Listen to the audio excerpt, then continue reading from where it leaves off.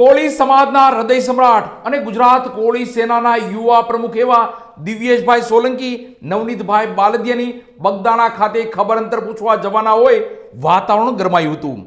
દિવ્યેશભાઈ સોલંકી સાથે 200 થી પણ વધારે કારનો કાફલો તળાજા પાલીતાણા ચોકડી પાસે પહોંચતા હજારો લોકોના ટોળા તેને જોવા ઉમટી પડ્યા હતા।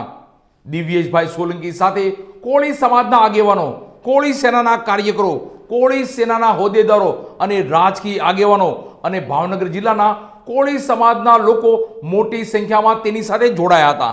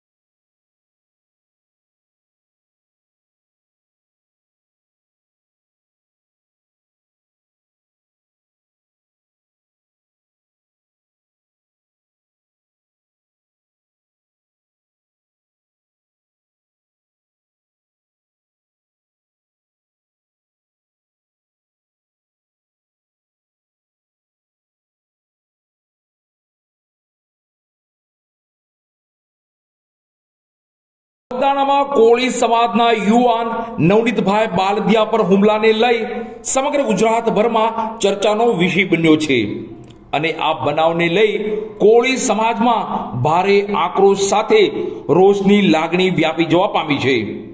ત્યારે આજે નવનીતભાઈ બાલદિયાના ખબર અંતર પૂછવા કોળી સમાજના હૃદય સમ્રાટ અને ગુજરાત કોળી સમાજના યુવા સાવજ એવા દિવ્યેશભાઈ સોલંકી બગદાણા જવા રવાના થયા હતા।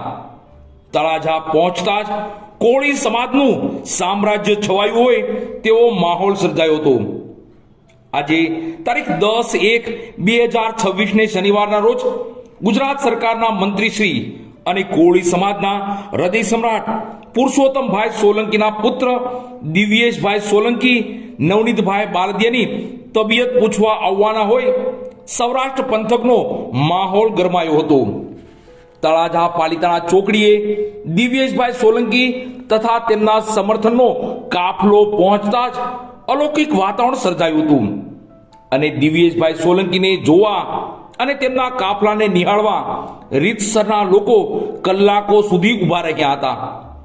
દિવ્યેશભાઈ સોલંકી સાથે કોળી સમાજના આગેવાનો, સામાજિક કાર્યકરો, કોળી સેનાના કાર્યકરો, કોળી સેનાના હોદ્દેદારો અને રાજકીય આગેવાનો અને જિલ્લાભરના કોળી સમાજના આગેવાનો મોટી સંખ્યામાં જોડાયા હતા।